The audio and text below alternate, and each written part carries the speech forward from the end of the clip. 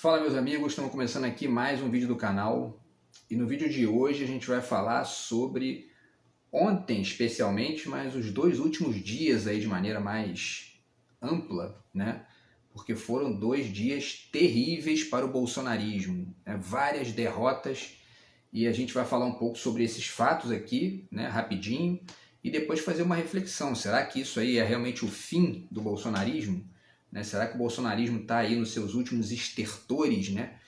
Que os estertores são, para quem não sabe, né, aquela respiração ofegante, né, de quem está ali já moribundo, né, próximo do fim. Então, quer dizer, será que já estamos aí nos estertores do bolsonarismo ou ainda é cedo para falar nisso? Né? Vamos ver se a gente consegue refletir um pouco isso hoje. Tá? E os fatos são esses, né? Aconteceu a derrota dos bolsonaristas na eleição para presidente do Senado, né? O Pacheco venceu o Marinho, né? O Rogério Marinho, que era o candidato dos bolsonaristas, 49-32, e aí muita gente, né, ponderava que a eleição era muito dura, ia ser muito difícil, a diferença ia ser muito pequena de votos. Inclusive o canal, né, alguns canais que eu acompanho aqui também de política no YouTube faziam essa previsão de que a eleição do Senado seria muito apertada, né? Tava ali, e tinha um site também dando uma espécie de previsão também de alguns votos, né? De algumas pessoas que já tinham declarado voto, enfim. E aí uma das últimas vezes que eles divulgaram estava até dando vitória para o Marinho, né? 37-36 parece, né? Mas parece que esse site tinha aí um vínculo com os bolsonaristas, então geralmente quando tem vínculo com o bolsonarista é mentira, sai sempre mentira, né? Porque é uma fábrica de fake news o bolsonarismo, né? E aí a eleição terminou 49-32, uma vitória grande, né? De 17% aí para o Lula.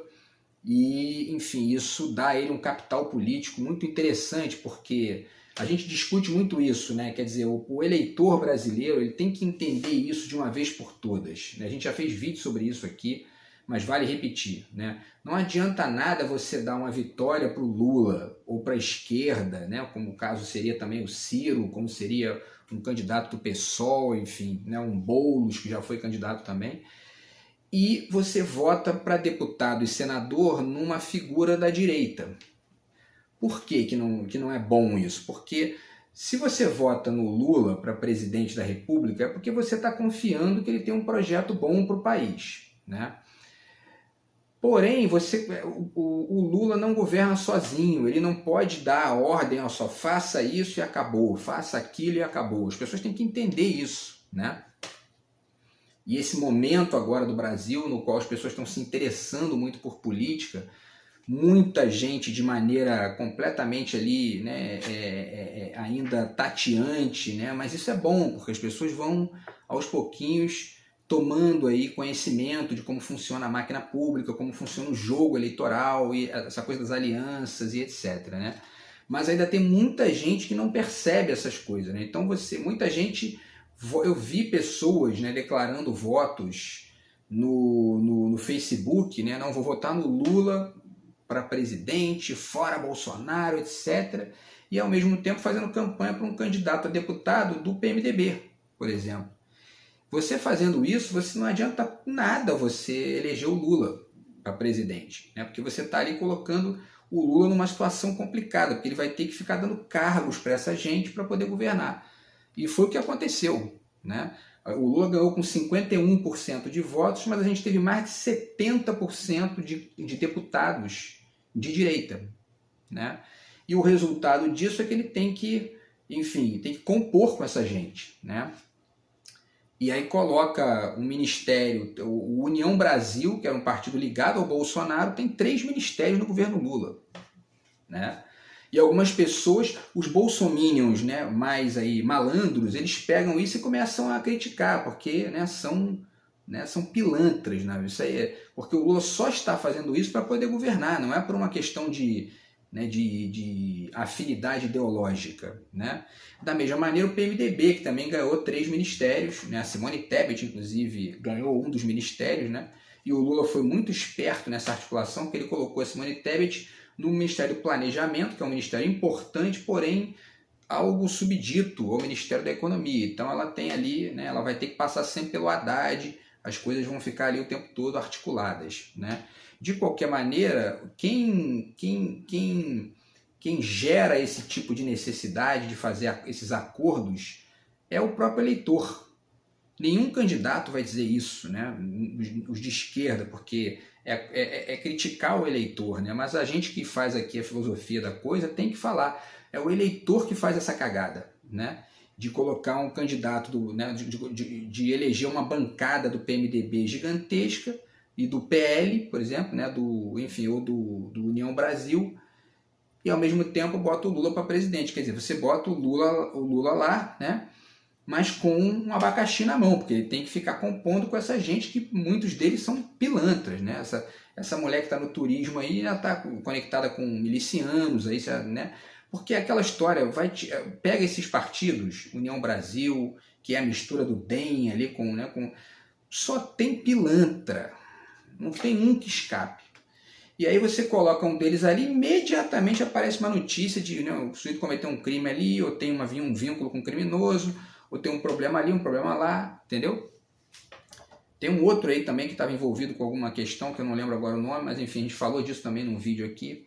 Então, enfim, quem gera esse tipo de problema é o eleitor, né? Então, na hora que você for votar, você tem que tentar pensar isso, né? Eu só estou votando um candidato de esquerda para presidente, então vou fazer uma pesquisa para poder saber quais são os candidatos a deputado e os candidatos a senador e os candidatos, enfim, né, a prefeito e a governador, que são de esquerda também.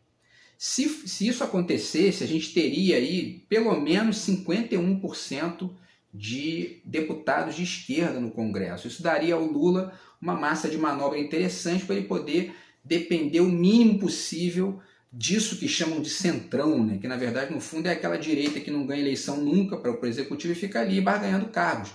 Por quê? Porque o eleitor coloca essa gente lá. Você, eleitor, coloca essa gente lá. Quando eu digo você, eu estou falando de maneira genérica, porque evidentemente que tem gente que vota na esquerda também. Então, enfim, né, esse é um contrassenso que a gente vive, né, porque 51% de votos para o Lula e 70 e poucos por cento para a direita, né, para deputado, é um contrassenso, tem alguma coisa errada aí no raciocínio da pessoa que está votando dessa maneira. Bom, enfim, mas o fato é que essa vitória do Pacheco no Senado foi excelente para o Lula, né? Porque ele ganha ali uma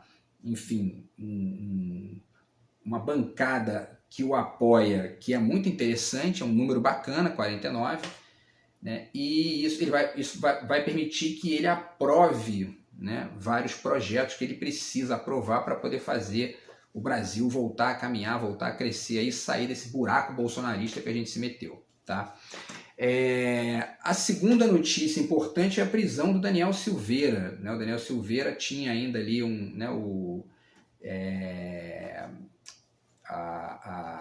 ele não podia ser preso, né, porque ele tinha a proteção do cargo que ele exercia, que era o de deputado, né? E aí ele acabou isso ontem, e aí imediatamente o Alexandre de Moraes ordenou a prisão dele, porque ele ameaçou o Alexandre de Moraes, né? Ele já andou aí com tornozeleira eletrônica, já andou com, enfim, né? E ele fez vídeos, né, ameaçando de morte o presidente, o pessoal do STF, enfim, e defendendo atos antidemocráticos, golpistas, quer dizer, é um sujeito, é o bolsonarismo na sua essência, né? Então foi preso. Isso é mais uma derrota para os bolsonaristas. E isso também chama, né, levanta essa questão do imediatismo pobre dos argumentos da maioria dos bolsomínios, né? Porque você fica escutando Lula ex-presidiário, né? E o Lula, na verdade, foi inocentado dos processos, né? Ou seja, a prisão dele é oficialmente ilegal, foi ilegal a prisão dele. No caso de vários bolsonaristas que estão ou já foram presos aí, né, por crimes que têm cometido nos últimos anos, e eles não falam disso, para eles é uma injustiça, o STF, quer dizer, eles não têm o menor assim, né, senso crítico, né? E é importante que tenham, que passem a ter, né? Porque tá aí, o Roberto Jefferson jogou uma granada na Polícia Federal, né?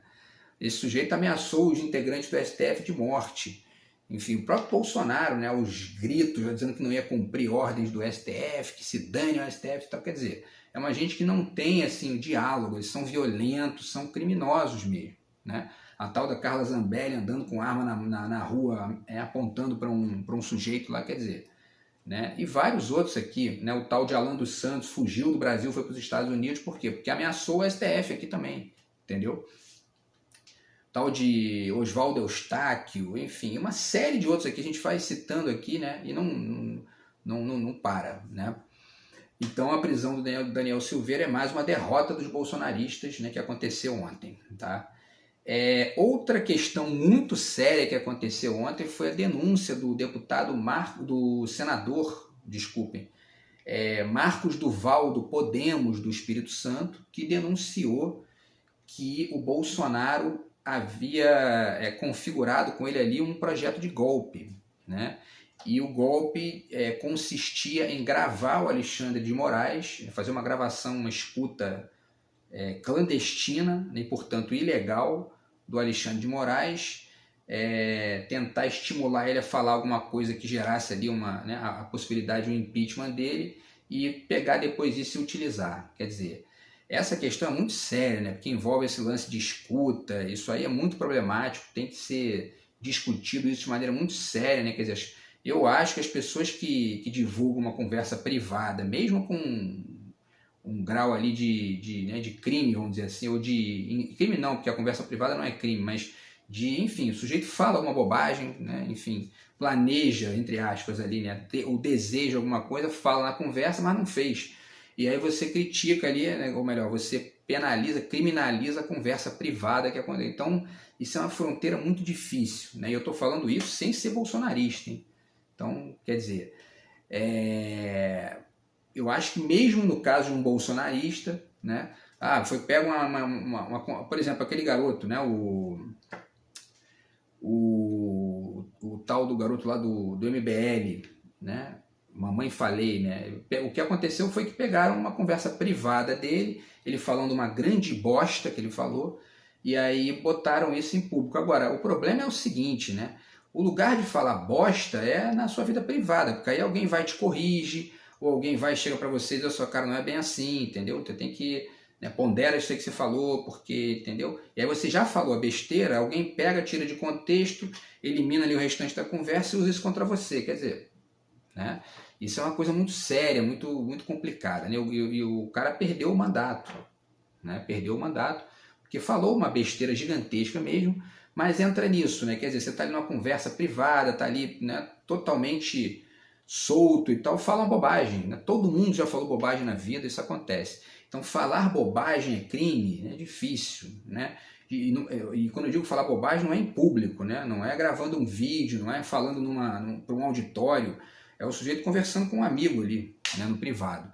E aí de repente vem alguém e, né, utiliza isso contra a pessoa. Então eu sou contra isso, tanto contra esquerdistas quanto contra bolsonaristas ou qualquer pessoa, né? Porque eu acho que falar bobagem não pode ser criminalizado. Você tem que ser ali, né, a pessoa tem que ir no privado, chama outra, ou não, porque às vezes tem dois idiotas conversando, né? E eles acreditam naquela idiotice ali, mas é uma questão privada, é uma conversa privada dos dois, né?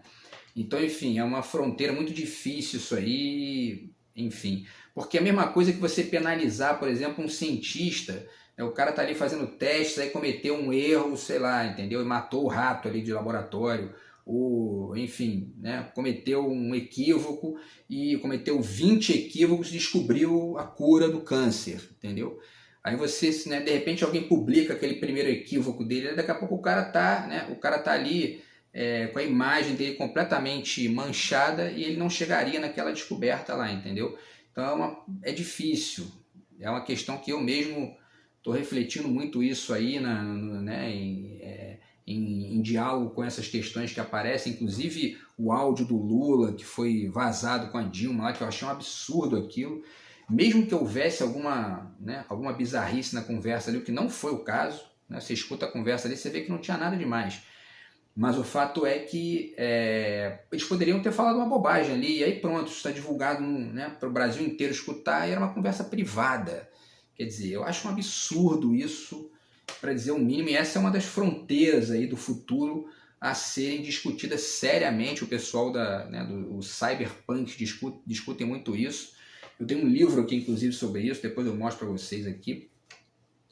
O Julian Assange, né, também é uma pessoa que, né, que advoga muito essa questão de que o que deve ser divulgado são os documentos de interesse público. De interesse público são, né, documentos envolvendo governos e grandes empresas, enfim, né, que estão cometendo algum problema ali. Agora, a vida privada dos outros é complicado, porque você gera, de repente, ali a destruição da imagem de alguém, né? E a história mostra que isso já aconteceu outras vezes, né?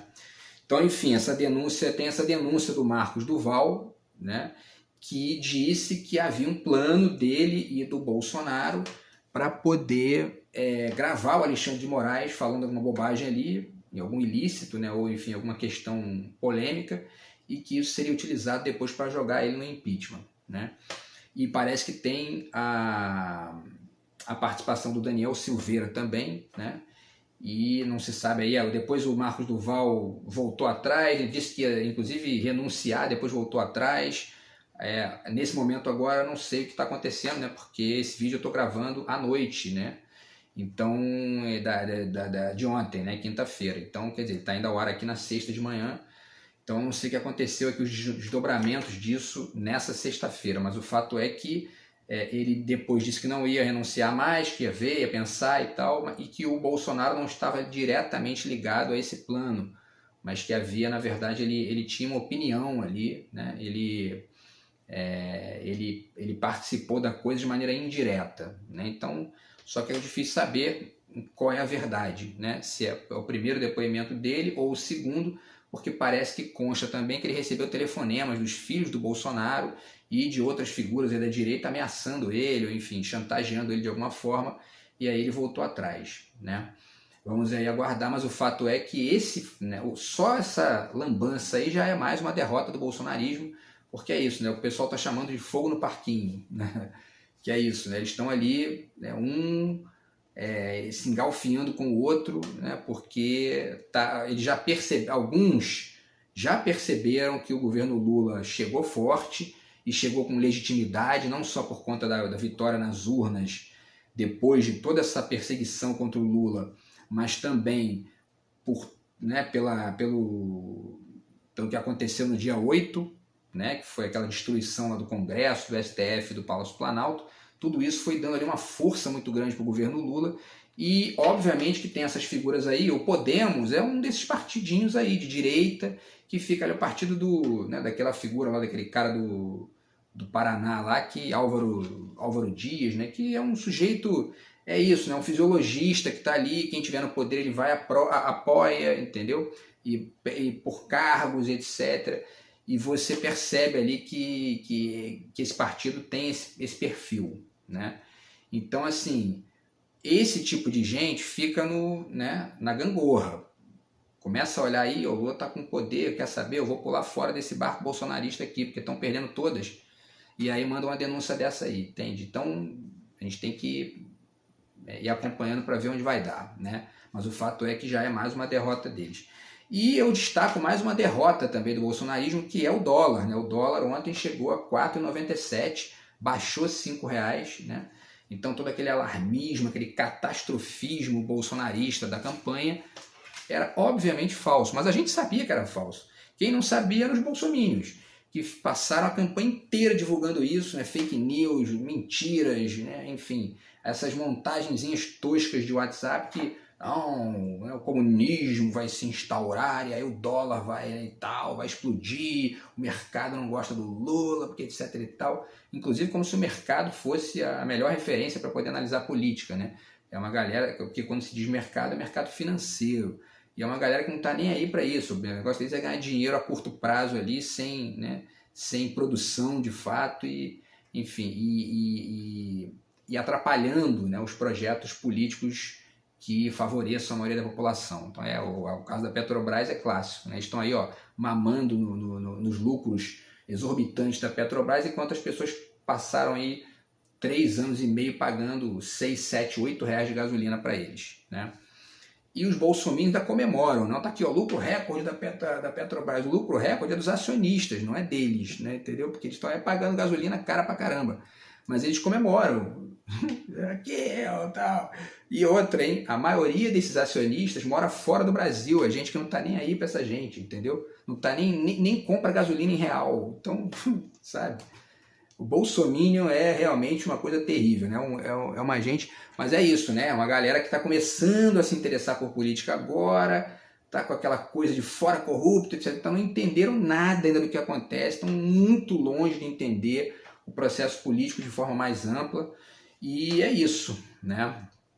Eu tenho dito para os amigos que esse interesse embrionário ali dessa galera é um bom sinal, digamos, é um lado bom da coisa, né?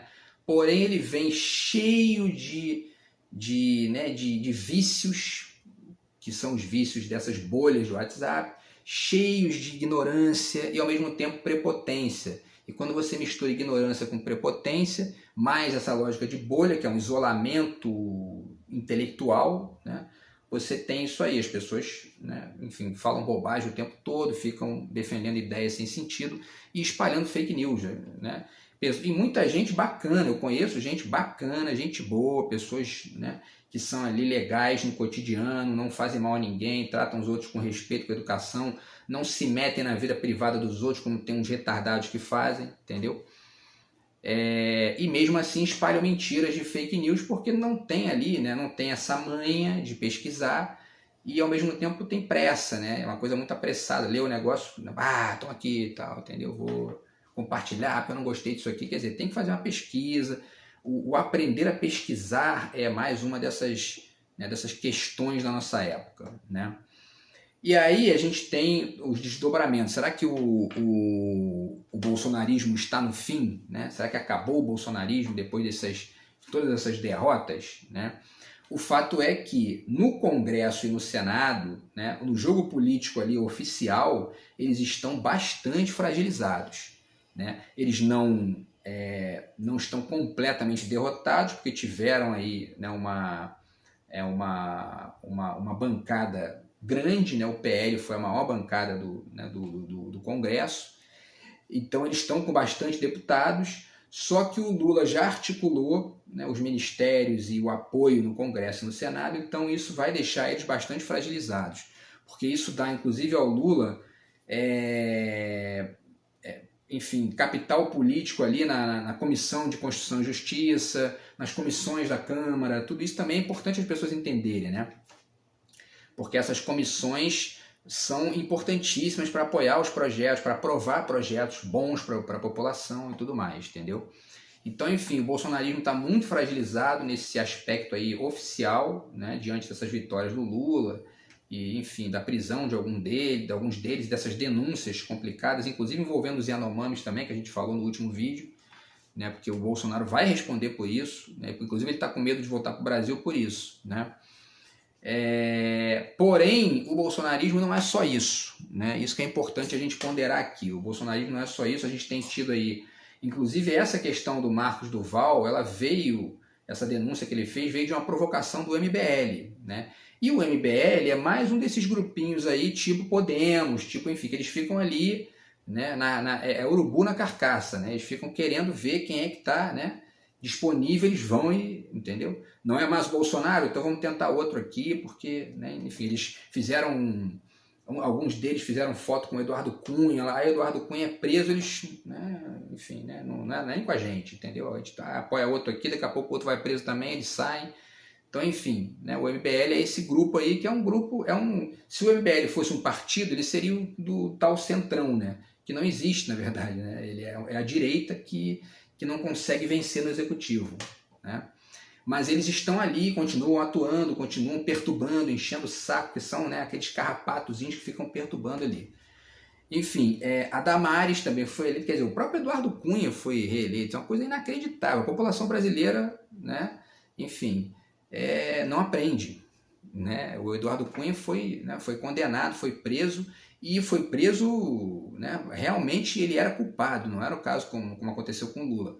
E aí o Eduardo Cunha volta, né, e hoje já se sabe que ele armou o golpe, e ele conseguiu ser eleito de novo e está lá de novo, quer dizer, e comemorando, né, e tal. Então, enfim, depois as pessoas querem reclamar, dizendo, não, tal, entendeu? Então tem que acompanhar aí, porque o Eduardo Cunha vai votar em medidas, né, ele vai, medidas a favor da população, ele vai votar contra em todas, pode acompanhar, que vocês vão ver. E tem o tal de Nicolas Ferreira, né, que é o deputado mais votado aí, que é um bolsonaristazinho também, né, enfim, um desses malas sem alça do bolsonarismo, e tá lá, né, botar a plaquinha Lula ladrão, dizendo que ó, a guerra, vai ter guerra e tal.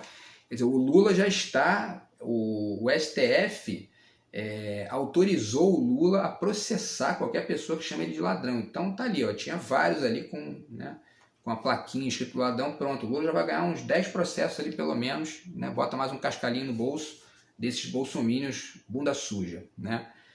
E a Janaína Pascoal é outra que está por ali também, né? Enfim, é a golpista mor, né? Aquela que abriu lá o processo de golpe lá contra a Dilma. Então, quer dizer, todas essas figuras estão ali ainda tentando atuar e, ao mesmo tempo, a gente tem a lógica das fake news. Elas continuam, né? E vale um breve comentário sobre isso para finalizar. Se você tem amigos bolsominions, bolsonaristas, conhecidos que seja, force a barra sempre com respeito, sempre, né? Porque cada um, né? Você sabe que cada pessoa a gente tem que ter um comportamento diferente, porque tem pessoas que aceitam piadas mais pesadas, tem outras que não aceitam, né? Tem pessoas que são idosas às vezes, né? E não são retardados como certos idosos que existem aí, né? E aí você tem que ter um respeito duplo ali. Agora tem pessoas que, né, o seu amigo do futebol ali, que você, né, dá uma zoada com ele, brinca, força a barra, ele botou uma fake news, você vai no Google, né, acha ali a agência de verificação de fatos e manda para ele, e insiste em mandar, porque isso ajuda, isso vai aos pouquinhos, as pessoas vão percebendo, alguns, né, nem todos obviamente, mas alguns vão percebendo, né, que o bolsonarismo é só mentira, né, e isso pode ajudar ali a minimizar esse poder das fake news, mas elas continuam, então aí todo dia tem uma diferente. Ontem mesmo eu vi uma lá do Pix, né, que, né, soltaram uma aí de que o Pix vai passar a ser cobrado. Aí você tem que ir no Google e mostrar, olha aqui, ó, tá vendo? Não, isso é fake news, tá? O Pix não vai ser cobrado, não tem nada dizendo que o Pix vai ser cobrado.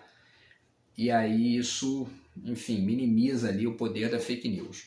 Beleza, pessoal? Então é isso, o bolsonarismo não acabou, a gente tem que continuar no debate, na reflexão, né, para poder ir dialetizando aí esses excessos que aconteceram no Brasil nos últimos anos e que vão continuar acontecendo, né?